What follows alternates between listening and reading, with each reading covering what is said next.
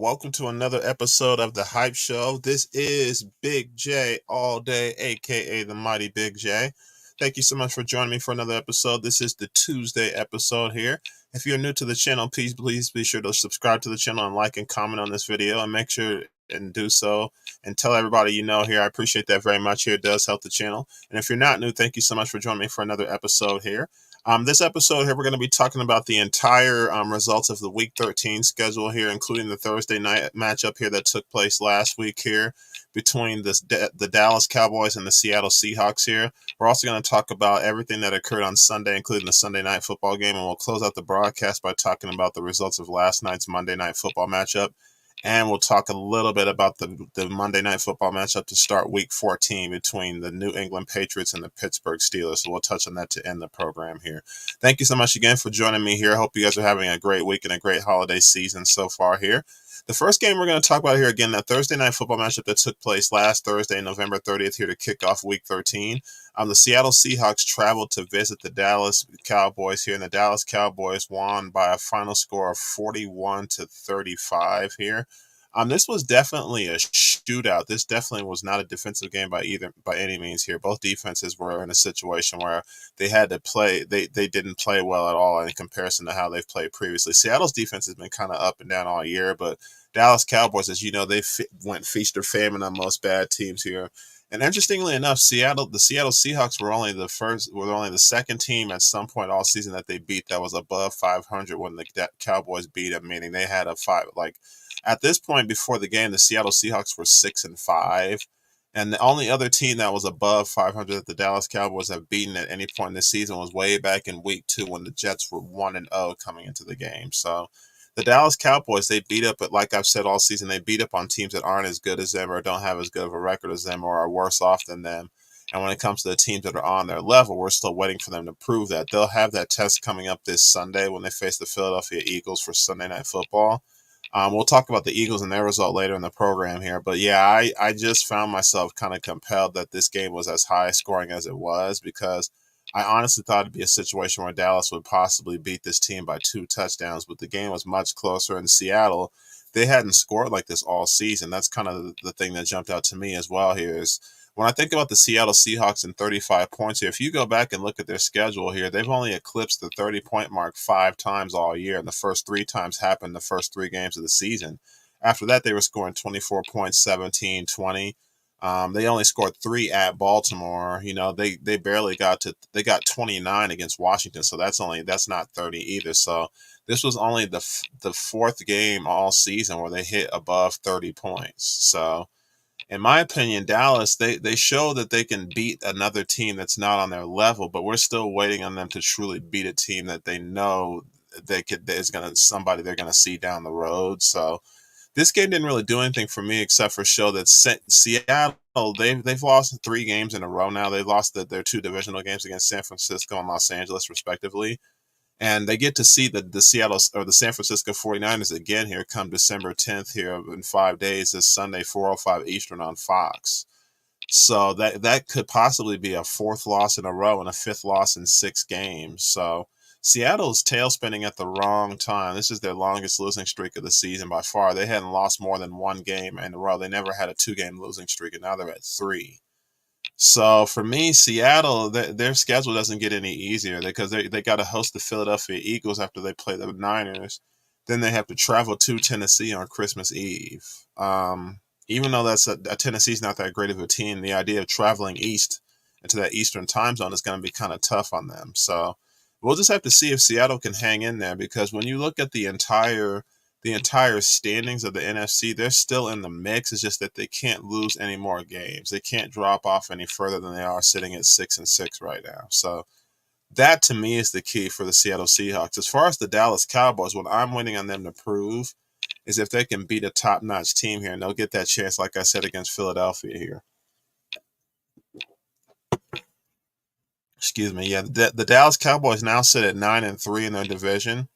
They're just a game behind the Philadelphia Eagles at 10-2. Again, Philadelphia, they had their results against San Francisco, and we'll touch on that. It didn't go well for them. And speaking of San Francisco, they sit at 9-3 in the conference, along with the Detroit Lions at 9-3. So Those are your top teams in the conference. The Atlanta Falcons would be fourth, technically speaking, because they lead the NFC South at 6-6, with the Tampa Bay Buccaneers and New Orleans Saints behind them at 5-7. So the Carolina Panthers are actually officially eliminated from playoff contention at 1-11. They're the first team to be officially eliminated from making the playoffs. So that they're out of it. They're not even a conversation piece at all. It's going to come down to Atlanta, Tampa, and New Orleans in these last 5 games or so here. So one of those teams is going to end up the 4 seed in the NFC, because I don't think any of those teams would be better than Philadelphia, Dallas, Detroit, or San Francisco.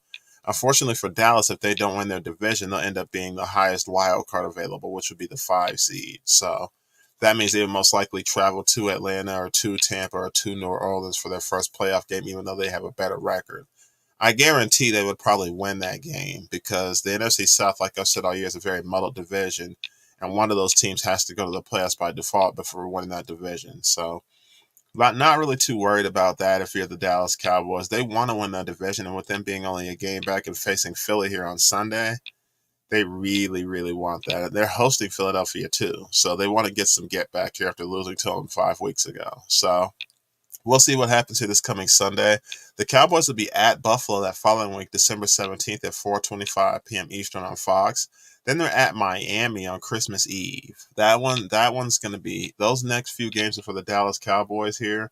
These games coming up are really going to prove what they are. Philadelphia, Buffalo, and Miami at this current point in time are what I would say in the mix, like in contention for a playoff spot. So if you can beat those teams, you got Philadelphia, Buffalo, Miami, Detroit, and then Washington to close out the year. If you can go 4-1, that'll be good for 13-4 if you're the Dallas Cowboys. But ideally, the key is passing up Philly, because if you stay in contention with Philly and you lose this game, it won't even matter. You'll be stuck at that 5th spot as a wild card, despite how good your record is. So we'll just have to keep paying attention to the Dallas Cowboys here. But these next 4 weeks are going to be very telling about what the Dallas Cowboys are. And as for Seattle, if they want to keep pace as a wild card, they cannot lose any more games. Beating San Francisco will put them in the conversation for the division, but if you lose to San Francisco, y'all don't see them winning that division. The next game we're going to discuss here, that kicked off the Sunday schedule here. There was a large amount of games here. We had 6 teams on a bye week this week, so it wasn't as big of a slate as you would typically see. The Baltimore Ravens, the Buffalo Bills, the Chicago Bears, the Las Vegas Ravens, the Minnesota Vikings, and the New York Giants all had a bye week for Week 13. So those 6 teams didn't play. So again, the slate wasn't quite as big here, but we still had some great games that really mattered and kind of shined a light on how things are going to look for the season going forward here. The next game we're going to touch on here was a divisional matchup here between AFC South opponents here. It was the Indianapolis Colts traveling to take on the Tennessee Titans. And in overtime here, the Titans were able to come away with a win by a final score of 31-28.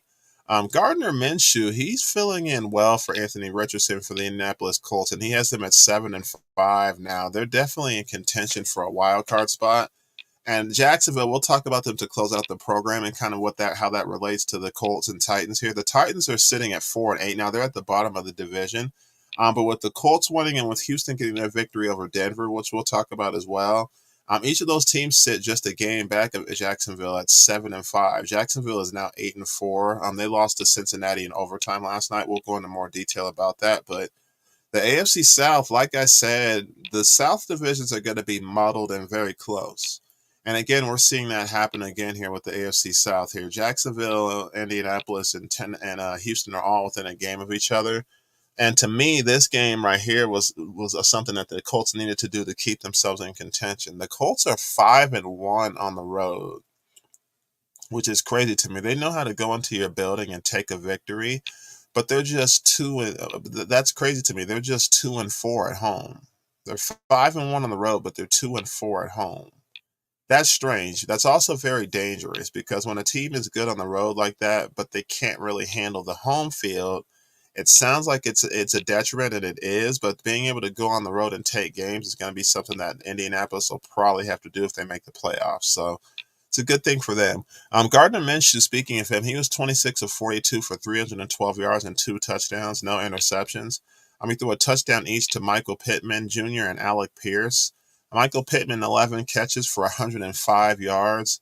And tight end Alec Pierce, he only had 3 catches, but he went for 100 yards on 6 targets, of course, getting a touchdown. So they they were pretty much the main targets on the day. Michael Pittman Jr. had 16 targets, so that was pretty much who Gardner Minshew threw to. Jonathan Taylor was out. He had to have thumb surgery, so he was placed on IR again. So he's going to miss the next 4 games for this team at minimum. He could possibly be back for the final game, which put Zach Moss back into the starting lineup here as he was to start the year. He had 19 carries for 51 yards, but he didn't find the end zone. And he, as far as the passing game, he had 2 catches for 6 yards on 3 targets. This game was won, even though, as I mentioned, Gardner Minshew really only targeted Michael Pittman Jr. A lot of those catches that he made were very timely, and they were converting third downs quite a bit. Because when you look at Tennessee statistics, if you were looking at just the stats, you would think that Tennessee would have won this game. Derrick Henry had 21 carries for 102 yards and 2 touchdowns, so he definitely did what he needed to in the backfield. And as a team, they had 177 yards on the ground. Will Levis, he was under 50% completion. He was 16 of 33 for 224 yards. He did throw a touchdown to DeAndre Hopkins, who had 5 catches for 75 yards, but he did take 6 sacks as well for a loss of 20 yards in total. So Will Levis, he's definitely showing his novice. Gardner Minshew definitely had more poise in the pocket, and he knows how to get out of there when he needs to. He only carried the ball 3 times, so it wasn't a situation where he had to scramble very much, but Gardner Minshew also knows when to throw the ball away and not take the sack, and that was one thing Will Levis has to. But for Tennessee, I didn't really expect them to be a contender, and they're still falling further and further out of things, especially at 4-8. They're falling further and further out of things, and I just don't know if they'll be able to pick things back up in time to get themselves into a playoff spot. Like I said, Will Levis is going to be the starter for this team for the rest of the season, barring injury or something unforeseen. And backing him up will be Ryan Tannehill. Ryan Tannehill probably won't be with the team after this season with them having 2 young quarterbacks. So he's kind of just biding his time and mentoring him as much as he can. Back to the Colts, however. The Colts are at 7-5 here, and looking at their schedule next week here, to me, the Houston Texans, they unfortunately lost Tank Dell in the Broncos game to a fractured fibula. So he'll be out for the rest of the season, unfortunately. That's a very terrible thing for him, and prayers up for him and hope he does well. But for the Colts, they'll be at Cincinnati this coming Sunday, 1 p.m. Eastern on CBS. And to me, that's slightly dangerous, to be honest with you, because the Cincinnati Bengals last night, they played pretty well with Jake Browning. I was very impressed by that. Joe Burrow was out for the year, but he was on the sideline kind of going over the plays with them and reviewing things on the tablet. So that was very encouraging for them if you're a Cincinnati Bengals fan. I'm not sure if Cincinnati will make the playoffs. They still got some work to do, but as far as Indianapolis, that's going to be a very important game for them, and I think they'll definitely need that one. On the flip side, for the Tennessee Titans, to me, like I said, at 4-8, this is more of a thing about positioning and where they're going to be in the NFL draft. Because after this game here, they're at the Miami Dolphins for one of the Monday Night Football games coming up next week. There's actually 2 Monday Night Football games next week, and they're actually one of them. 8:15 p.m. Eastern, they'll be at the Miami Dolphins. The following week, they're at home against the Houston Texans. And like I said, the Houston Texans are fighting for a playoff spot as well. So the Tennessee Titans, if they can spoil these teams over the next couple weeks and spoil positioning for them, that's about the best I hope they got, because I just don't see them playing for a playoff spot. If they lose 2 more games, they'll probably be officially out of it at 4-10 at that point. So for me, the Titans, they're probably looking to develop players around what they have in Derrick Henry, but how long is that going to take for them? Derrick Henry is a great player, and he only has so much left in him, as far as especially being a running back. He only has so much left that he can do. I still think he'll get the 1,000 yards for the year. He's sitting at 841 rushing yards and 8 touchdowns. So we'll have to see if he eclipses that 1,000-yard mark. But it's just hard to say what Tennessee's going to do. If they can reel off a couple wins here, that'll put them back in the mix. But I don't really see it as far as being a playoff team here. On the next game, we're going to switch gears and go to and talk about here occurring under the 1 p.m. Eastern slate. This game to me was just one of the worst games I've ever bared to watch any part of, and it was amazing that this score ended up like this. The Los Angeles Chargers defeated the New England Patriots by a final score of 6-0. Cameron Dicker, the kicker for the Los Angeles Chargers, he kicked 2 field goals in the second quarter to make it 6-0 at halftime, and that's how the score stayed. The story of the game, unfortunately, was for running back of the New England Patriots, Ramondre Stevenson. He went out with an apparent injury to his ankle. They're calling it a high ankle sprain, and he's definitely not going to be available for the Thursday night game they got coming in just a couple days against the Pittsburgh Steelers. So Ezekiel Elliott will most likely be stepping in as the starter for this team. With Ty Montgomery will be behind him in the backfield as well, most likely. He got a couple of carries in this game, but he only got 2 yards rushing. I'm sure he'll get more carries than that. Tyquan Thornton, he'll also be another running back behind Ezekiel Elliott as well. But Ramondre Stevenson is probably going to be out for this game. Again, not much to talk about on either side of the football. Justin Herbert was 22 of 37 for 212 yards, and they were only able to get 29 yards on the ground with the combination of Austin Eckler and Joshua Kelly. Um, I just have never seen a game where there were just so many miscues and just a whole lot of punting. That's pretty much all this game was just them kicking it back and forth to each other. Each team punted 5 times. So it just wasn't a good game. The weather was decent, but it wasn't enough to really make it a reason as to why this game was so bad. New England falls to 2-10 on the season. They're most likely not going to make the playoffs at all either. They're 1-6 at home, which is pretty awful. The Los Angeles Chargers improved to 5-7. This isn't really a victory. A victory is as far as you can get in the NFL is a victory. You'll take all the wins you can get, but this didn't really serve them as far as making them look like a contender. And I feel like they're very gettable next week. They host the Denver Broncos next week. The Denver Broncos fought hard against Houston in a loss. And that even though they lost by a score of 22-17, they look like a better team to me than the Chargers looked in this game against a bad Patriots team. So the Chargers, to me, I just 6-0, and you should have beaten this team by a better score than that. You should have at least gotten a couple of touchdowns. You guys have way more talent on the football field than the Patriots do. So to me, I don't know. I just would throw this game in the trash and just move forward to the next one. They got to play better if they expect to beat the Denver Broncos, because the thing about this week they got coming up is they have not one but two divisional matchups within a 5-day span. They host the Denver Broncos on Sunday, December 10th, coming up here, 4:25 p.m. Eastern on CBS. But then they have a Thursday night game the following Thursday, December 14th, at the Las Vegas Raiders. That's very tricky. The Las Vegas Raiders had a bye week this past week, so they sit with the same record. They have a tiebreaker on Vegas, but could do a couple different tiebreakers. But I could see them losing these games, especially with Denver feeling motivated to get back into the playoff race, and with the Las Vegas Raiders sitting right there, and with them hosting them. They're definitely looking to get some get back because they lost to them early in the season. The Raiders lost to the Chargers 24-17 back in Week 4.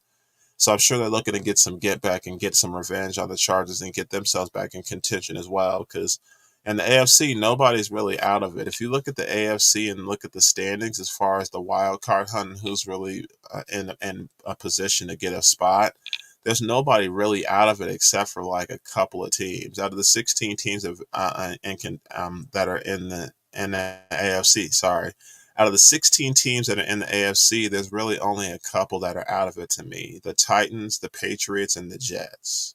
Those are the teams I feel like are completely out of it as far as getting a playoff spot in the AFC. So everybody else is in the mix right now. It just depends on how the next few weeks go. So, like I said, the Patriots aren't really going anywhere. They've now lost 5 straight, and they've only won 1 game at home. They're looking to probably just get higher placing in the draft at this point. These 5 games aren't even going to matter for them as far as that. Only that.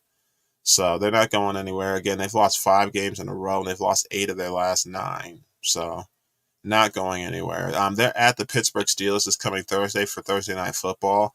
And even with Kenny Pickett out, Kenny Pickett did have to have surgery on his high ankle sprain that occurred here to kind of restabilize that ankle. So he's definitely going to be out Thursday. They'll have Mitch Trubisky in as the starter at Pittsburgh, but I still like Pittsburgh to win that game. I don't see how the Patriots win that game, especially when you're switching out your quarterback like that and you're strictly going with Bailey Zappi. I just don't see the Patriots doing anything. At the top of the NFL draft order right now, the Bears would have the number 1 pick because of how the Panthers are. The Patriots would have the 2nd pick in the draft. So That's where they're headed at this point. As far as the Chargers, like I said, they host the Denver Broncos Sunday, then they face the Raiders for Thursday night football that following week. We'll just have to see. I'll have an official pick for you on Sunday. I'm leaning towards Denver, but we'll just have to see on Sunday, and I'll give you an official pick. But the Chargers still got some work to do if they really want to get themselves back in the mix. The next game we're going to talk about here, another game that came on at the 1 p.m. Eastern slate. These next few games I'm going to talk about are all at the 1 p.m. Eastern slate. The New Orleans Saints hosted the Detroit Lions in a game that I found to be pretty over right away. The Lions led after the first quarter by a score of 21-0, and they led 24-7 at halftime. The Saints did make things interesting in the second half, outscoring the Lions 21-9, but the final score did end up being the Lions winning by 33-28. The Lions have improved to 9-3, while the Saints fall to 5-7. Again, the Saints are a game behind the Falcons in the NFC South, and the Lions lead the NFC North at 9-3, with the Minnesota Vikings and Green Bay Packers at 6-6 each. Sam Laporta had a career day for tight ends. He caught all 9 of his targets thrown to him for 140 yards and a touchdown, breaking the rookie record for tight ends for the Detroit Lions. He had a wonderful game, and he's having a wonderful season. He's definitely emerged as a beast for them on offense. Jared Goff was 16 of 25 for 213 yards and 2 touchdowns. Derek Carr for the Saints, he was 17 of 22 for 226 yards, 1 touchdown, 1 interception. For me, the Saints, even with the losses that they've incurred on their schedule, they're still in the mix. They're still in the house as far as things here. The Detroit, they're just kind of solidifying what we know them to be, and they're a much improved team. And at this point, Detroit is fighting for top seeding. It's not really even a question of if they win their division anymore. It's more of top of the conference is what they're looking at. As far as their offensive production on the ground, they got 142 yards on the ground with a combination of Jahmyr Gibbs and David Montgomery. Jahmyr Gibbs had 8 carries for 60 yards. David Montgomery had 18 carries for 56 yards and a touchdown. And Jameson Winston, he technically had 1 carry for 19 yards, but it was an end around that he ran to score for a touchdown. So on his one and only carry, he got a touchdown. He was only targeted once, and he caught that ball for 11 yards. So he had 30 yards in total on offense. Not much to talk about, but he had 2 big plays that kind of kept things going for him. Like I said, Sam Laporta led the day with 9 catches for 140 yards and a touchdown. Amon-Ra St. Brown had a pretty quiet day. He was targeted 6 times, but only had 2 catches for 49 yards, and one of them was for a touchdown as well. So on the New Orleans side, as far as running the football, they had 113 yards on the ground, with Taysom Hill leading the way with 13 carries for 59 yards and a touchdown. Alvin Kamara actually had 14 carries for 51 yards and 2 touchdowns, and also caught 6 balls for 58 yards out of the backfield. So another 109 yards from scrimmage for him. Again, very versatile when it comes to running with the football and catching it out of the backfield. That's kind of what he does. Chris Olave paced all receivers for New Orleans with 5 catches for 119 yards, but did not find the end zone. Alvin Kamara was their second leading receiver behind Chris Olave.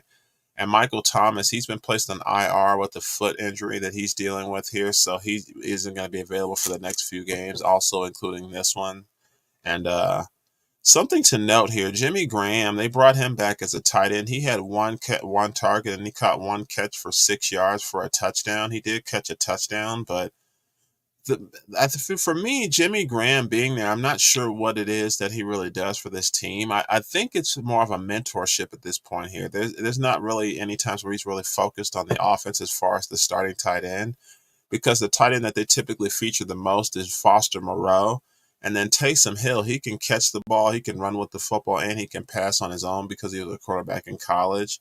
So he fills a lot of those holes as far as doing what he does for the team as well. So it's just interesting to see Jimmy Graham on the stat sheet, because he isn't the same Jimmy Graham that we came to know and love back in like 2010 when he was like an MVP candidate. So that Jimmy Graham is gone. He's no longer in the building. So again, the Lions improving to 9-3, while the Saints fall to 5-7.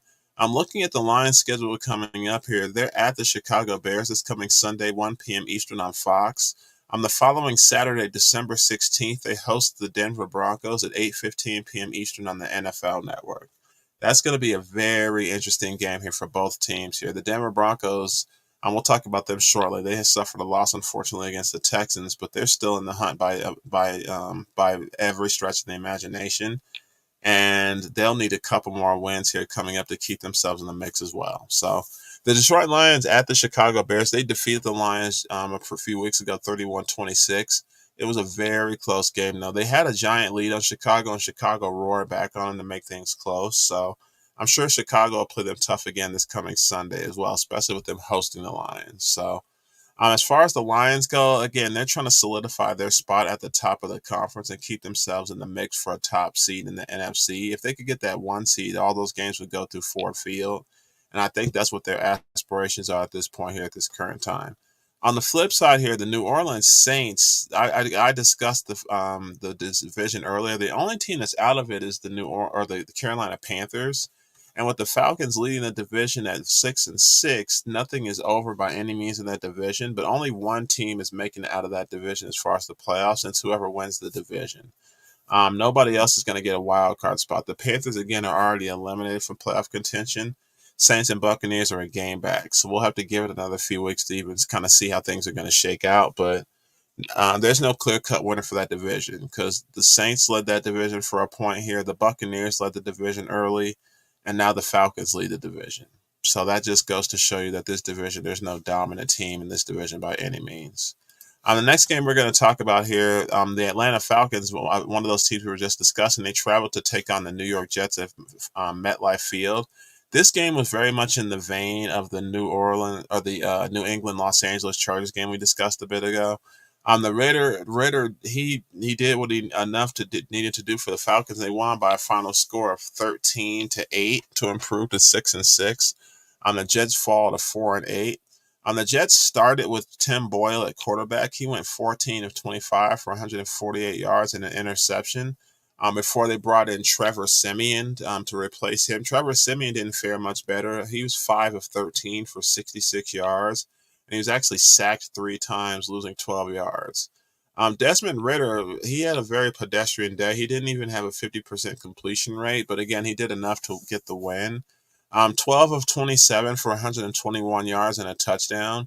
They got 90 yards on the ground with Bijan Robinson leading the way at 18 carries for 53 yards, but he didn't find the end zone. He also had 3 catches for 26 yards to go along with that. On the flip side, Dalvin Cook actually had 9 carries for 35 yards, another pretty rough day for him. Breece Hall had 13 carries as well for 16 yards. They had 62 yards on the ground as a team.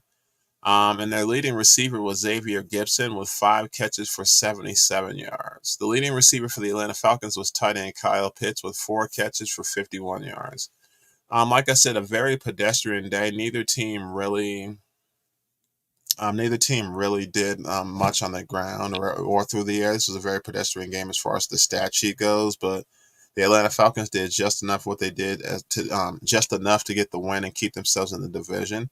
As far as the Jets, they just continue to struggle here. Another loss for this team. They've now lost 5 games in a row since they started out 4-3 through 8 weeks.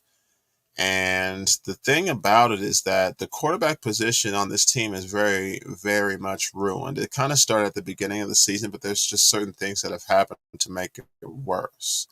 You had the Aaron Rodgers thing, obviously, to kickstart the year with the bad Achilles tendon, with him being out for the year. There's been so many rumblings about him coming back and possibly being there.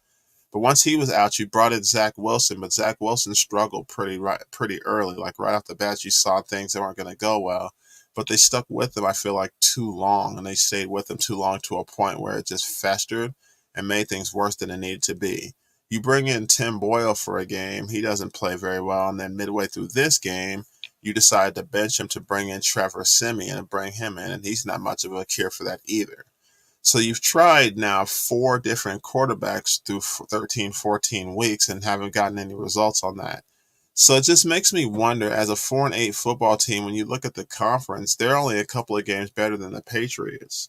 So it just makes you wonder if this team is going to be drafting high in the draft too. Are they going to be like a mid-first round draft pick? Because when you lose this many games here, it just doesn't scream playoffs. And also looking at their schedule, they host the Houston Texans coming up this Sunday at 1 p.m. Eastern on CBS. So that game is going to be tough right there. That's going to be a situation where Houston's coming in there and they're looking to get this game off you. They're looking to take a game off you because they need to improve their standings as far as the division and as far as the conference. So you're gonna get Houston's best for sure. Then you're at Miami, who's the clear cut leader of that division right now in the AFC East before you host the Washington Commanders on Christmas Eve. So these next couple of games for the Jets are going to be tough as well. And at 4-10, if you lose these next two games, it just brings up a whole lot of questions as to what the next step is for this team. But the Jets are in a world of hurt, in all honesty, and we'll just have to see how things roll over the next few weeks. But Aaron Rodgers coming back, I wouldn't come back this season if I'm Aaron Rodgers. They need to improve that line. If they do get a high draft pick, I would take those first two draft picks and probably get an offensive lineman, a couple of offensive linemen, and a tight end. The backfield is fair. Breece Hall is a stud. I'm not sure if this is just a bad year for Dalvin Cook or not, but he doesn't look anything like he did in Minnesota. He's not old by any means. He's still in his early 30s, late 20s, but he just doesn't look like anything like he did in Minnesota, and that's kind of what they were hoping for when they brought him over. So the Jets are a project but I just don't know what kind. We'll just have to keep an eye on them and see how things go over the next few weeks or so. But the Jets are definitely aren't a playoff team. It's just a matter of where they are at this point to kind of determine what they need to do. But Aaron Rodgers going down was kind of an omen for how the season was going to go, in my opinion. It kind of set the tone. The next game we're going to talk about here was another game that occurred in the early morning schedule. The Arizona Cardinals traveled to take on the Pittsburgh Steelers. And James Conner, running back for the Arizona Cardinals, he went dumb against his old team here, and they won by a final score of 24-10. James Conner was definitely the story and definitely got things going here with 25 carries for 105 yards and 2 touchdowns. Kenny Pickett was 7 of 10 for 70 yards for the Pittsburgh Steelers before going down with an ankle injury. As I mentioned earlier, Mitch Trubisky stepped in for him and was 11 of 17 for 117 yards and a touchdown. That touchdown was to Deontay Johnson, who had 4 catches for 33 yards. Kyler Murray for Arizona had a meh day. He was 13 of 23 for 145 yards and a touchdown. He also had 9 carries for 20 yards as well, but didn't find the end zone.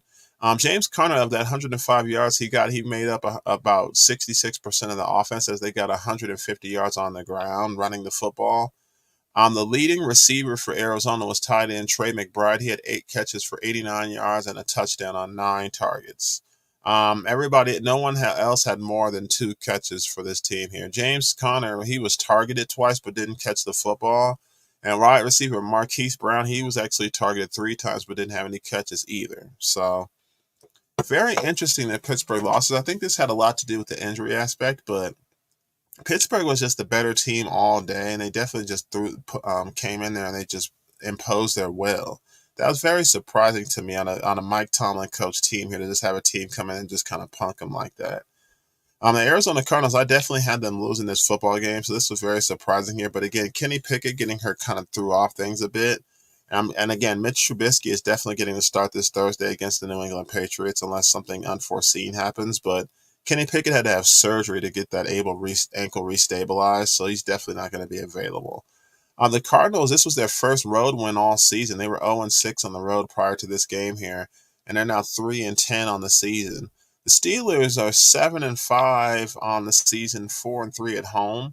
As far as the playoff picture, they're still in the mix, but this was definitely a tough loss for them, and I definitely think this is something that's going to possibly bite them in the butt as far as the wild card seedings in the AFC, because they're a couple games behind the Baltimore Ravens. The Baltimore Ravens sit at 9-3 and didn't play this week. Pittsburgh is 7-5. Cleveland, they also suffered a loss as well, so they sit at 7-5. And the Cincinnati Bengals, with their victory, they improved to 6-6. So the AFC North is about a 3-game margin between all 4 teams, so nothing is over by any means here. The Cincinnati Bengals still got a shot. Everybody has a shot until further notice here as far as that division goes here. So for me, it was one of those situations here where the Pittsburgh Steelers, they could have put themselves within a game of the Baltimore Ravens without the Ravens playing anything. They just put themselves further back. As far as how long Kenny Pickett be out, they did not mention, but because of the short turnaround with going from one game to another within 5 days, he won't be available for that game. Again, the Steelers host the New England Patriots this coming Thursday, and that'll give them 10 days here before they travel to Indianapolis. Here, actually 9 days. It's actually a 9 day turnaround. They play on Saturday, December 16th, 4:30 p.m. Eastern on the NFL Network. So with the Patriots and Colts, that'll give them a chance to kind of right the ship and get a couple more wins under their belt. But they've lost two of their last three games here, so kind of a stumbling block here. But like I said, Pittsburgh is still in the house as far as the division, and as far as a playoff spot. There's just certain things that they need to do to keep themselves in contention with these 5 games they got left. Their schedule is not easy, but it's not super tough either. They'll have a couple of games here that are really going to test who they are as far as being a football team, but Pittsburgh will be fine. Arizona, even though they got the victory, this doesn't really do anything as far as what I thought they'll be. They're still the second worst team in the NFC. They're sitting at 3-10. They're 3 games behind Seattle and the Los Angeles Rams, who sit at 6-6 in the division. And the San Francisco 49ers are 9-3. They lead the division from them at this point by about 6.5 games. As I mentioned earlier in the broadcast, Arizona and Washington have a bye week this week, so they don't play anybody until December 17th. The Cardinals, they'll be at home against the San Francisco 49ers December 17th. Then they're at Chicago December 24th on Christmas Eve.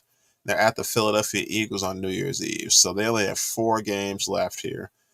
These 4 games are only going to determine where Arizona is going to be picking in the draft. That's basically what this is for.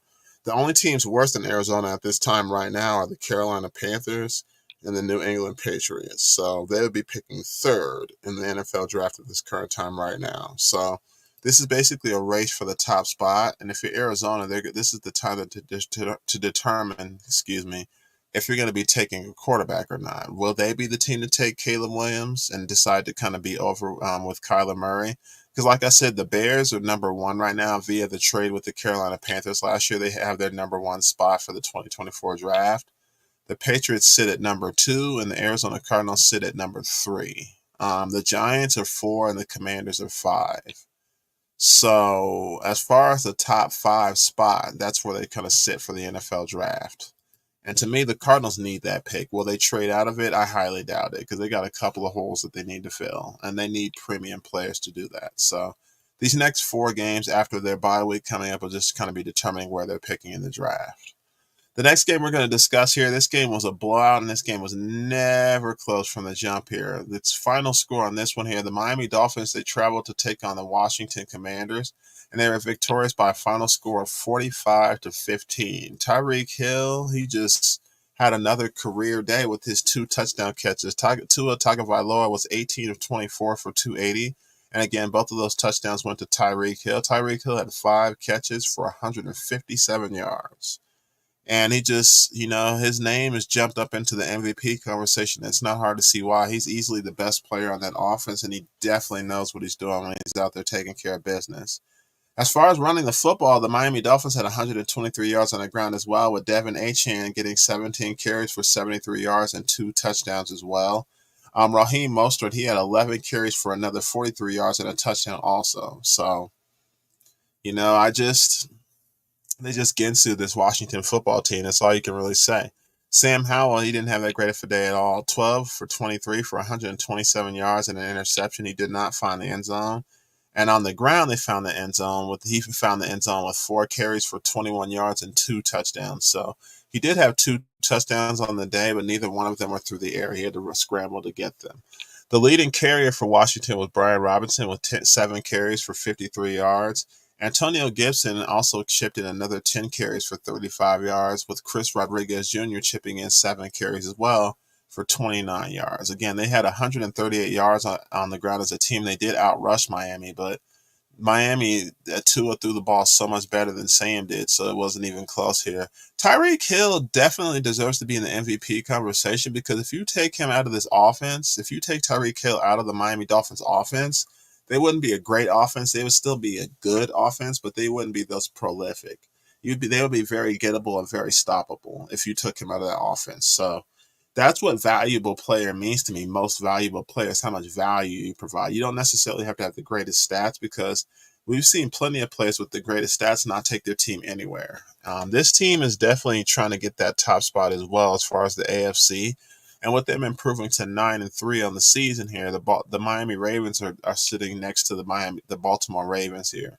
The Miami Dolphins Baltimore Ravens aspect to me, I kind of wish they played each other head to head so we can really see. Actually, they do play each other head to head. I apologize. On New Year's Eve, the Miami Dolphins will be at the Baltimore Ravens, 1 p.m. Eastern. That game is still a few weeks away, so we'll have a prediction and have more to discuss once we get closer to that because December is just getting started. The Miami Dolphins do host the Tennessee Titans for Monday Night Football. There's two Monday Night Football games coming up this week, so they'll be playing at 8:15 p.m. Eastern on ESPN. Then they're home against the New York Jets, 1 p.m. Eastern, December 17th on CBS. That's a beauty for Miami. They actually have 4 of their last 5 games at home. The Baltimore Ravens game is the only game they have to travel for, so that actually is going to matter quite a bit. And if you're trying to solidify home field, there's no better time to do it than do it right now while you still have a lot of games at home. But that Baltimore game is going to be very interesting. I'm definitely looking forward to that one. On the flip side, the Washington Commanders, as I was just discussing with the draft picks, they currently have the number 5 pick in the NFL draft. And that's probably where their focus is at this current time here, trying to determine where they're going to be picking in the draft and kind of determine what they need as far as players on their team here because they've lost 4 straight and they've lost 6 of their last 7. They were a 500 football team early in the year, but once they started playing real contenders here, they started getting their butts kicked. They actually lost both of their games to the New York Giants, who are actually behind them by a game. Or actually, no, they have the same record. I apologize. So New York is actually sitting at third now at 4-8. Again, they had a bye week, so they didn't play this week. The Dallas Cowboys are 9-3, and the Philadelphia Eagles sit at 10-2. The Commanders have a bye week this week as well, so they don't play anybody until they're at the Los Angeles Rams, December 17th, 4:05 p.m. Eastern on CBS. And then on Christmas Eve, they're at the New York Jets, 1 p.m. Eastern on CBS. So like I said, the same thing as the discussion that we were just having with the Arizona Cardinals applies to this team as well. They're trying to determine where they're going to be picking in the NFL draft, and they're kind of determine what holes they need to fill. Are they going to trade that pick to get more picks? We'll just have to see. But as far as I'm concerned here, it's not even a situation where they need a quarterback. They kind of put all the chips in the middle of the table for Sam Howell. So it's just a matter of getting players around him. Terry McLaurin is a stud wide receiver. Jahan Dotson is all right. I think he'll be better next year in his 3rd season, but Jahan Dotson, I don't really see him as a number 2 receiver. That would go more to Curtis Samuel to me. But if you give this team another year or so, it's possible they could be a better team. It's just that with the division they're in, they'll never win it because Philadelphia and Dallas are automatically better right off the bat. With the Giants, they're kind of taking turns as far as who's going to be 3rd in the division, who's going to be 4th in the division. But Philadelphia and Dallas are clear-cut teams that are better than Washington, plain and simple. The next game we're talking about before we get to the later afternoon slate here, the Denver Broncos traveled to take on the Houston Texans here. This game was definitely a hard-fought game, and both teams definitely played well here. But the game went to the Houston Texans here, and they won by a final score of 22-17 here. Nico Collins actually had 191 yards receiving on the 9 catches he had for a touchdown as well. And he was definitely the driving force for this offense here, especially with Tank Dell unfortunately going down. Tank Dell wasn't able to get any catches, and he unfortunately has a fractured fibula, and he'll be out the rest of the season for Houston. So tough break for them here. On the flip side here, the reason for me that the game didn't go so well is Russell Wilson finally had another awful game here.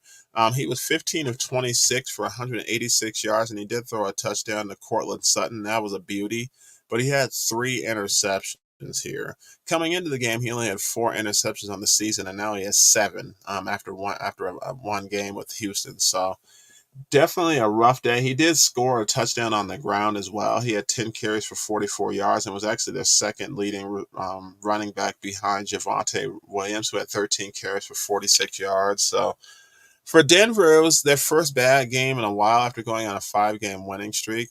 With that loss, they fall to 6-6, but they're still a game ahead of the Chargers and the Raiders at 5-7, and 2 games behind Kansas City, who sits at 8-4.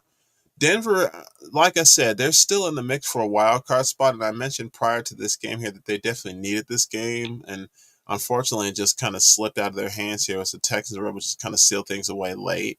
Denver, they're at the Chargers next week, and I think they can right the ship with that game and get themselves a victory.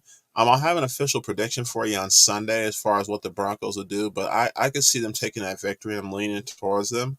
On the flip side, the Texans are at the New York Jets this coming Sunday here at 1 p.m. Eastern on CBS.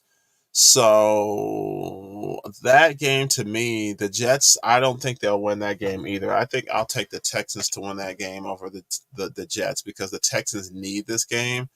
And the Jets, they just don't really have it figured out at quarterback. They've played 4 different quarterbacks this year. Houston is then at Tennessee that following week, December 17th, 1 p.m. Eastern on CBS. So the Texans, to me, it's just going to be kind of a matter of where they are in the AFC because if Jacksonville misses Trevor Lawrence for any amount of time with that ankle injury beyond this coming week, that division is very gettable. Because Jacksonville, they're not a super dominant team. And this is the most wide open I've seen the AFC in quite some time, especially in the last few years with Kansas City, with the way they've been doing their thing. This is the most wide open I've seen the AFC in quite a while. So to me, we'll just have to see how things look here going forward here. But watch out for the Texans here. They're in contention for their division and for the conference here. They're in contention to make some noise and win that division. If not, they'll be in contention for a wild card spot, in my opinion. The Denver Broncos, on the flip side, they're kind of in the same boat. Kansas City is only a couple of games ahead of them with the 5 they got left to play.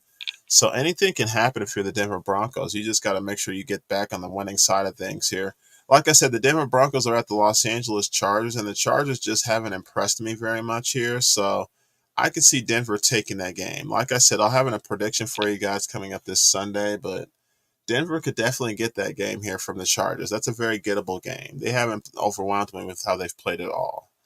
The next games we're going to talk about here, this game took place at 4:05 p.m. Eastern here. This was an NFC South matchup here between the Carolina Panthers and the Tampa Bay Buccaneers, with the Tampa Bay Buccaneers hosting. And the Buccaneers got the victory by a final score of 21-18. Again, this game eliminated the Panthers from playoff contention and put them at 1-11. This was their first game after they fired their head coach, Frank Reich, who was just 11 games into his tenure. And as I already stated, I don't think he got a fair shot to coach this team or navigate this team at all, but, that's what they wanted to do, so that's what kind of happened here. Another story that came out of this game here is Mike Evans. He scored on a 75-yard touchdown, and he topped 1,000 receiving yards for the 10th straight year in a row. Second longest streak in NFL history. The longest streak belongs to Jerry Rice, who did it for 11 seasons in a row, topping 1,000 receiving yards. So Mike Evans is in that kind of company. So that's pretty amazing here. He's had a very quiet career, but he's had a very amazing career. He hasn't had a situation where he was like the guy that just leaped off the page as the guy every week, but he's had a very slow, steady, and consistent career to get himself where he's at. Like I said, 7 catches for 162 yards in that touchdown as well. He definitely paced all receivers. Baker Mayfield was 14 of 29 for 202 yards. And Mike Evans gobbled up 4/5 of those yards. He only threw to a few other receivers here. There was only 6 more catches to go around with 4 other receivers. Chris Godwin was actually targeted 3 times and did not make any catches for the game, which was very interesting. On the flip side for Carolina, Bryce Young was 15 of 31 for 178 yards, no touchdowns, but he threw an interception.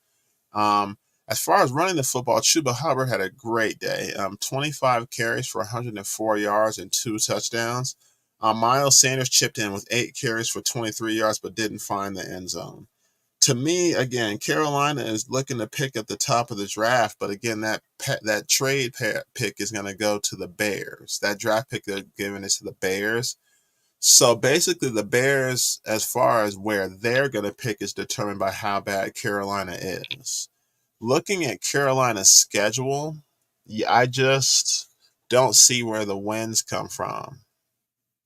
They've lost 5 in a row. The victory that they got over Houston, 15-13, it definitely seems like an aberration because, like I said, Houston is in the mix for a top spot in the playoffs in the AFC. Carolina is at New Orleans this coming Sunday, 1 p.m. Eastern on Fox, before hosting the Atlanta Falcons December 17th at 1 p.m. Eastern on Fox as well. Those are divisional games. They need those games here. They have 3 divisional games left, and those 2 are the ones that they got coming up here. So Carolina, like I said, they're out of the mix as far as the playoffs. They were officially eliminated.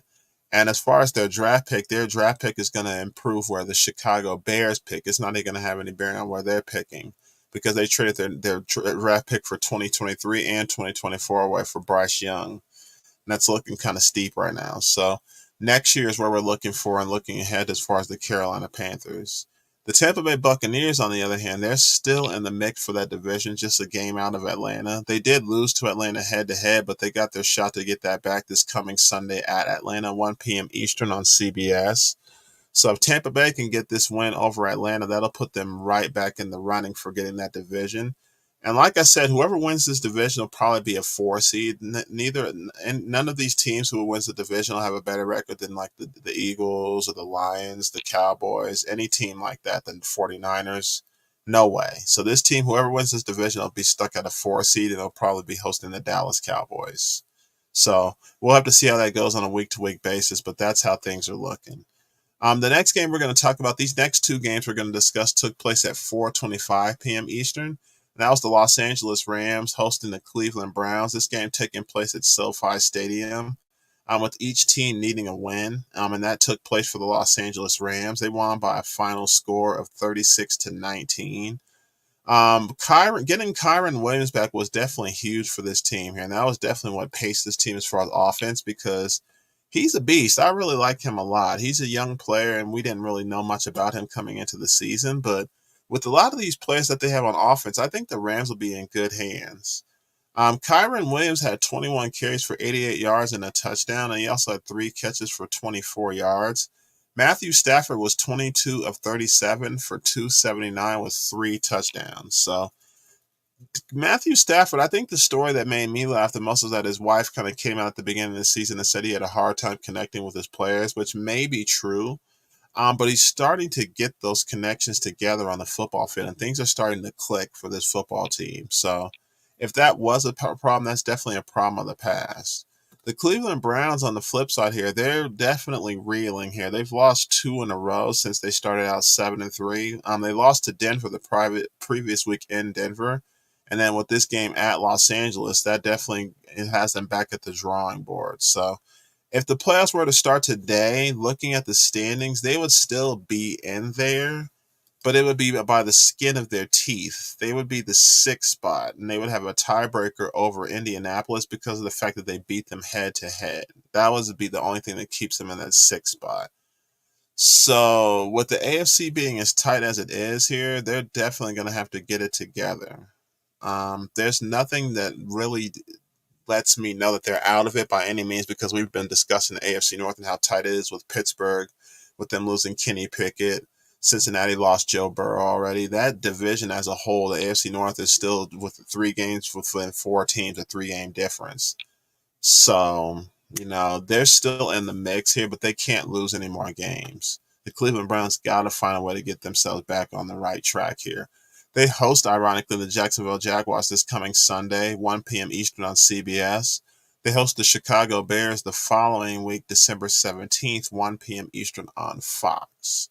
So it's nice to get some home cooking. Of course, going on the road didn't bode them very well. They lost a couple of games in blowout fashion, each game by 17 points, ironically.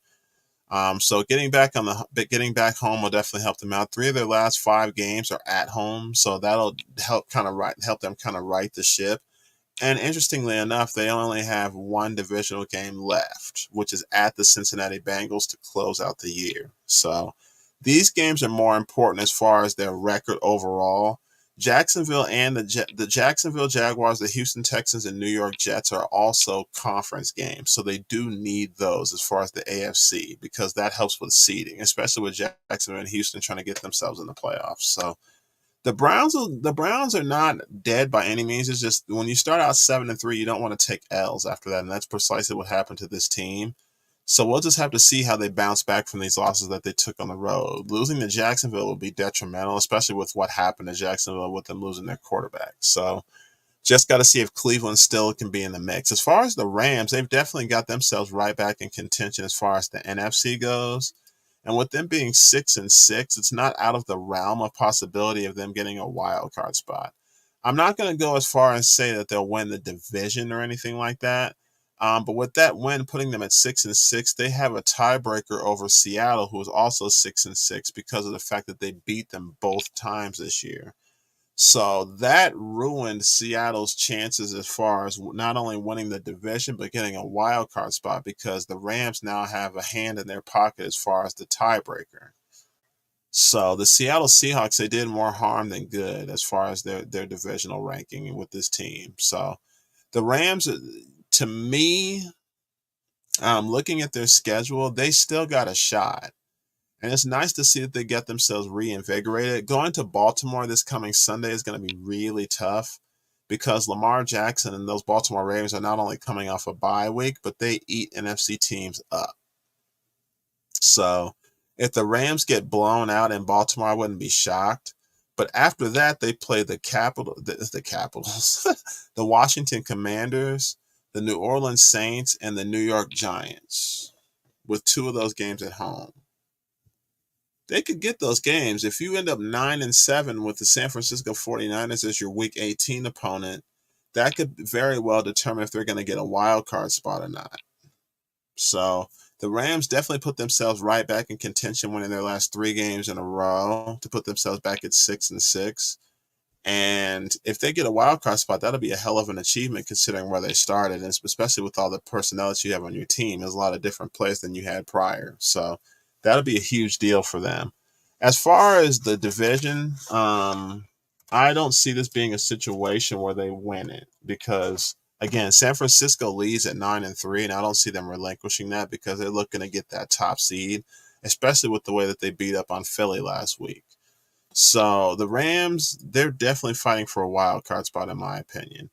Speaking of the San Francisco 49ers, that's the next game we're going to talk about, the second of the 4:25 p.m. slots games that we're talking about here. They went to the Philadelphia Eagles to take them on, and they definitely came ready to play. You know, Deebo Samuel was talking a lot of trash prior to the game, and he knew that they could come in and do what they needed to do. And that's exactly what they did. They won by a final score of 42-19. 42-19. Now the Eagles did lead the game 6-0 after the first quarter, but they were outscored 42-13 the rest of the way. It was just one of those games where the San Francisco 49ers looked to definitely prove that they're one of the top teams in the conference, and they did just that. Brock Purdy threw 4 touchdowns. And Jalen Hurts, he played, but he's still kind of dealing with that knee injury that he's got going on here. And I think that definitely had a little bit of something to do with how he played. He played admirable though. Jalen Hurts was 26 of 45 for 298 yards with a touchdown, and he did have 7 carries for 20 yards and a touchdown as well. As far as the San Francisco 49ers, Brock Purdy was 19 of 27 for 314 yards, and again he had 4 touchdowns with no interceptions. On the ground, San Francisco definitely outpaced Philadelphia there as well, but outrushing them 146-46. Christian McCaffrey had 17 carries for 93 yards and a touchdown, and also had 3 catches for 40 yards. Deebo Samuel, he had 4 catches for 116 yards and 2 touchdowns, and also had 3 carries for 22 yards and a touchdown as well. So 3 total touchdowns on the day. George Kittle, he had 4 catches for 68 yards. Brandon Ayuk had 5 catches for 46 yards and a touchdown as well. So just an overall beatdown by the 49ers here to improve themselves at 9-3. The Eagles still sit at the top of their division and the NFC East as a whole at 10-2. But this definitely was a situation where they just had a bad game to me. I don't think this makes Philadelphia a bad team or means they lost anything, but this was definitely a bad game on their part. A.J. Brown had a solid day with 8 catches for 114 yards, but didn't find the end zone. That went to Devontae Smith. He had 9 catches for 96 yards and the touchdown that Jalen Hurts threw that day. So the receivers both had pretty solid games here. It's just that everybody for San Francisco was clicking. Everything was working on offense, defense, and special teams.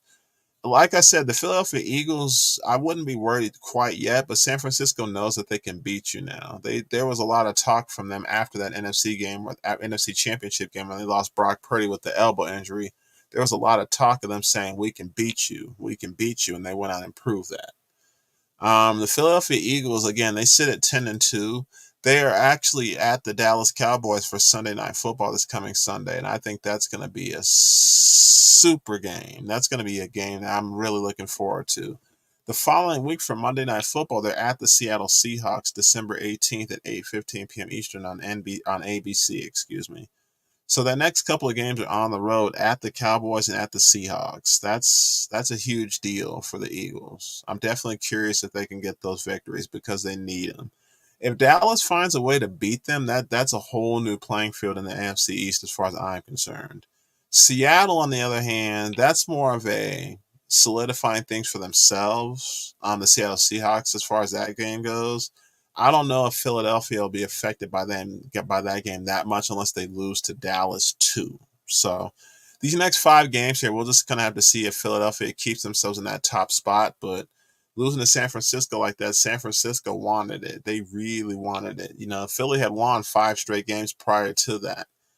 And, the 49ers were just salivating. They were foaming at the mouth to get this victory. And it was one of those things where they definitely went out there and proved it. I'm not sure if they're the better team yet, but they went out and proved that they can hang for sure.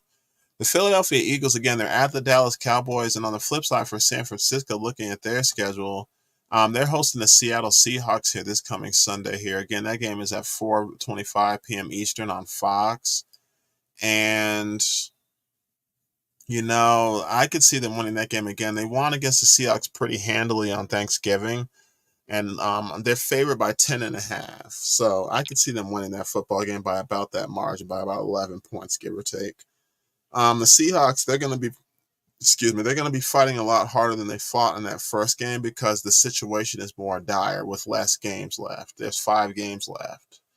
So the Seahawks are definitely going to give their best effort. And again, with them having a 10-day rest between playing against the Cowboys in this game, that'll have them a bit more fresher for the 49ers. And they'll definitely need to be, especially with the situation at hand here. So 49ers, they basically just kind of solidify things as far as the division, but beating the Philadelphia Eagles was definitely needed. And they kind of put themselves in great contention for the conference as well. The next game we're going to talk about is the Sunday Night Football matchup here. The Kansas City Chiefs travel to take on the Green Bay Packers. The story of this game here was a lot of miscues and a lot of missed calls by the referees. And for Kansas City, it just kind of just was a glaring weakness about the receiver position. Patrick Mahomes, he was 21 of 33 for 210 yards and had a touchdown, but he also had an interception as well. Jordan Love was the story as far as his game. He was 25 of 36 for 267 yards with 3 touchdowns, no interceptions. So there's another quarterback outplaying Patrick Mahomes here. Statistically, it's kind of been the story this season. Like, he never gets outplayed by quarterbacks typically, and that's kind of been the case twice here. The Packers won by a final score of 27-19 to improve themselves to 6-6, and the Chiefs fall to 8-4. I still feel like the Chiefs are in the mix for a top seed and they'll still be around when it's all said and done, but this is the most gettable the Chiefs have looked in these last 5 years with the Patrick Mahomes era kicking off in 2019. I just don't recall a situation where a Chiefs team looked like they could get got, as they say. And so Isaiah Pacheco, he was pretty awesome as he usually is. He had 18 carries for 110 yards and a touchdown. And they actually had 148 yards on the ground as a team. Patrick Mahomes had 4 carries for 26 yards. So I just don't think it's a situation where you want to hit the panic button. But there's certain things that are starting to jump out about the Chiefs that hadn't jumped out in past years. I genuinely think they missed Tyreek Hill. Having Tyreek Hill in the lineup with Kelsey was just they didn't realize how good they had, and they thought they could just replace him with guys. Honestly, they genuinely thought they could just replace him with a couple pieces here and just be just fine. And it's starting to prove to be not the case. Travis Kelsey had 4 catches for 81 yards, but he didn't find the end zone. And wide receiver Rashee Rice, he actually had 8 catches for 64 yards as well on 9 targets. So he had a pretty solid day catching the football, but he was unable to find the end zone either. That actually went to Noah Gray on a 2-yard slant on his only catch for a touchdown. On the flip side here for the receiving core for Green Bay here, Romeo Dobbs, he had 4 catches for 72 yards, but didn't find the end zone. That went to Christian Watson. He had 7 catches for 71 yards and 2 touchdowns on 9 targets. So he's definitely getting on track here. He had injuries earlier in the year and missed a few games to start the season, but Christian Watson is definitely emerging as a solid receiver. So he's definitely going to be somebody that we have to watch out for. Aaron Jones didn't play in this game here, so the leading rusher for Green Bay was A.J. Dillon. He had 18 carries for 73 yards, but he didn't find the end zone. They actually had 129 yards as a team on the ground, so pretty balanced attack by both teams. It's just that it came down to a final play where Kansas City, Patrick Mahomes actually had a chance to throw a Hail Mary to kind of have a chance to tie the game up, and it fell short. So despite all the miscues that may have been had by either team, Kansas City still had a shot. So I'm not worried about Kansas City yet as far as any kind of panic, but there's definitely some things that they need to clean up and look into getting together prior to any kind of playoff run if they really want to have a shot. The Green Bay Packers here with this victory, they improved again to 6-6, as I was saying, and they're tied for second in the division behind Detroit at 9-3. And they're tied with Minnesota, who's also 6-6 as well. Now, as I mentioned earlier in the broadcast, there's 2 Monday Night Football games coming up this week. The second game is the Green Bay Packers. They're at the New York Giants, December 11th at 8:15 p.m. Eastern on ABC. They'll be hosting the Tampa Bay Buccaneers that following Saturday, December 17th at 1 p.m. Eastern on CBS. Or that following Sunday, 1 p.m. Eastern on CBS. Then they're at the Carolina Panthers on Christmas Eve, 1 p.m. Eastern on Fox. So Green Bay, they're still in the mix for a wild card spot after winning their last 3 in a row, winning 4 out of 5 as well. The Green Bay Packers have definitely gotten themselves back in control. Jordan Love is starting to play better football. I think that's what it is. I think that it's a situation where he's playing much better football, and they're starting to love what they see out in Green Bay. He had his struggles late September, early October, kind of figuring out what to do as far as timing with receivers, things of that nature. But he's looking a lot better, and his connection with Christian Watson is going to definitely be something that the Packers hope to have for years to come. So they're definitely loving what they're seeing there. If the Packers can get these next couple of victories here, if the Packers can beat the Giants, the Buccaneers, and the Panthers before they have that Minnesota game on New Year's Eve, that'll be pivotal because who's to say where Minnesota will be? If it's a situation where they both have the same record and they're fighting for that wild card spot, that'll make that Week 17 matchup a lot more juicy. So if you're the Packers, if you can win a few more games here, you'll definitely put yourself in the right spot. Again, they're 6-6 right now. And if you knock off the Giants, the Buccaneers, and the Panthers, that'll put you at 9-6. I don't see Detroit being in that round. I see Detroit winning their few games, and we'll talk as the weeks go by here. But again, this will keep you in contention definitely for a wild card spot, which is what you want. On the flip side here, for the Kansas City Chiefs, they're not in trouble, but they definitely got some things that they need to look into and address before they get too far into the season. The final game we're going to talk about here before we close out the broadcast is the Monday Night Football matchup that took place last night here between the Cincinnati Bengals and the Jacksonville Jaguars. Joe Burrow, again, he's been out for the last few weeks and is out for the season with a right wrist injury, but he is with the team on the sidelines, and he's there for Jake Browning. Jake Browning is the backup quarterback who's going to be starting for this team here for the next few games here, and with him kind of being around for that, that's kind of the situation that they've had, but they were able to get the victory last night here over Jacksonville, and to me, that was very pivotal for the Cincinnati Bengals. The final score for this game was a final of 34-31 in overtime. This game was almost a 5-quarter game. They went pretty deep into overtime before Evan McPherson hit the 48-yard field goal to win the game here. Jake Browning was 32 of 37 for 354 yards and a touchdown. For Jacksonville, Trevor Lawrence was 22 of 29 for 258 yards with 2 touchdowns before he had to leave the game with an ankle injury. They confirmed this morning that he suffered a high ankle sprain. He's definitely going to be out for this game coming up on Sunday. They haven't officially ruled him out, but with a high ankle sprain, I don't see him playing at all. They're not going to officially say anything, but I just would count him out of that game, honestly. For Cincinnati running the football, Joe Mixon had 19 carries for 68 yards and 2 touchdowns, and he also had 6 catches for 49 yards out of the backfield. As a team, they rushed for 156 yards on the ground. Chase Brown had another 9 carries for 61 yards as well, backing up Mixon. As far as running the football for Jacksonville, they had 71 yards on the ground here, with Travis Etienne had 11 carries for 45 yards and a touchdown. And Trevor Lawrence actually had 5 carries for 8 yards and a touchdown as well before his injury. So he had 3 total touchdowns on the night. As far as the receiving corps for each team, Jamar Chase led the way with 11 catches for 149 yards and a touchdown on 12 targets. And for Jacksonville, tight end Evan Ingram had 9 catches for 86 yards and a touchdown on 9 targets as well. Zay Jones had 5 catches for 78 yards but didn't find the end zone. And running back Trevor Etienne, he had 4 catches for 34 yards as well to go along with the 45 on the ground. So he had 79 total yards from scrimmage. Joe Mixon, he actually had 6 catches for 49 yards as well, as I mentioned earlier, to go along with his 68 yards on the ground. He's pretty versatile as far as running the football and catching the football, so that didn't surprise me at either as far as him doing that.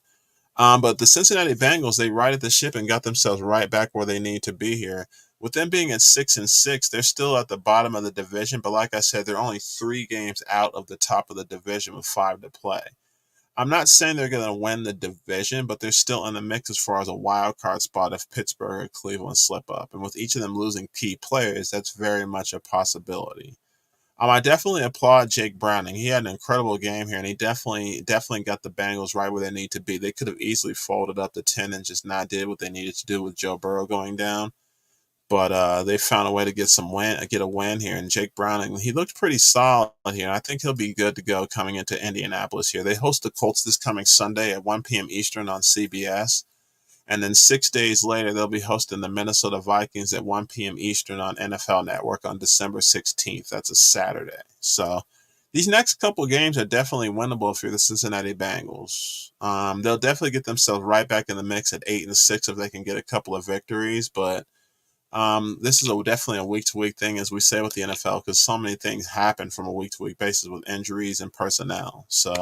But the Cincinnati Bengals are not out of it by any means. The AFC is so wide open right now, it's going to take another few weeks to really determine who's going to do what for this team, honestly.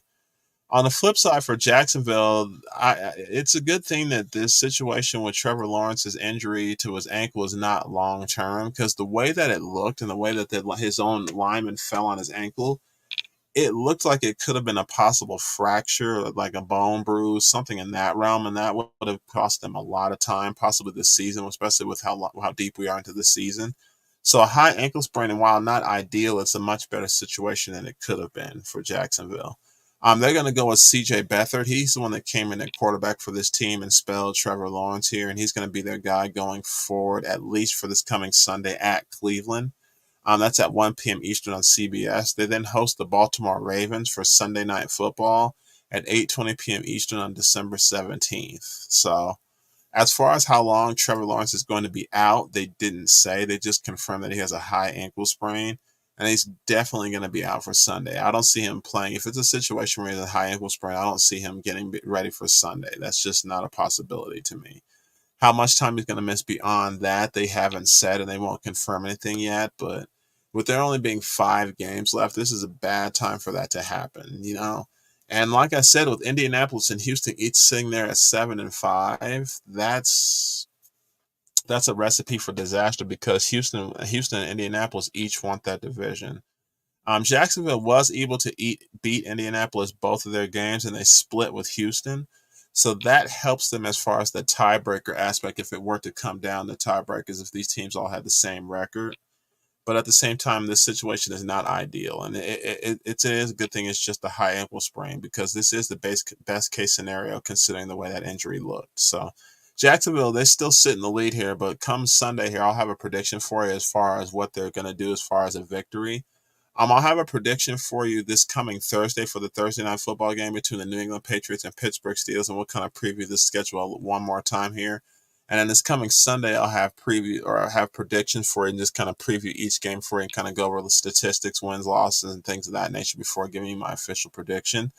That'll wrap up the schedule for Week 13. That is all the games that were played for that schedule. Definitely a king-size schedule, even though there were 6 games, 6 teams that had a bye. And Week 14 is stacking up to be a very pivotal week here. Like I said, Arizona Cardinals and the Washington Commanders don't have a game this week. And the Thursday night matchup is the New England Patriots at the Pittsburgh Steelers, taking place December 7th, 8:15 p.m. Eastern on Prime Video, if you have Prime Video. Like I said, if you're new to the channel, please subscribe to the channel. Every subscription we get definitely helps a lot. Please be sure to like and comment on this video as well. If you have any comments about this or anything that you want to analyze or anything that you'd like to say about any of your teams, who's your favorite team? Who do you like? Who do you think is going to do what? Who do you think is going to be what for next season? Things of that nature. I definitely like to hear all that stuff. Like I said, the next broadcast is going to be coming up on Thursday. That'll be the next broadcast. We'll be discussing kind of what my feelings are for the Thursday night football game. And I'll also kind of preview games for you for Sunday before the Sunday broadcast where we make our final predictions here. That wraps up the broadcast. Thank you so much for joining me here. If you are new to the channel, please be sure to subscribe to the channel and like and comment on this video. And if you're not new, thank you so much for joining me for another broadcast. I truly appreciate it very much. My name is Big J All Day, aka the Mighty Big J, and this is the Hype Show. Thank you so much for joining me. You have a great rest of your night. Thank you so much, and we'll talk to you on Thursday. Peace out.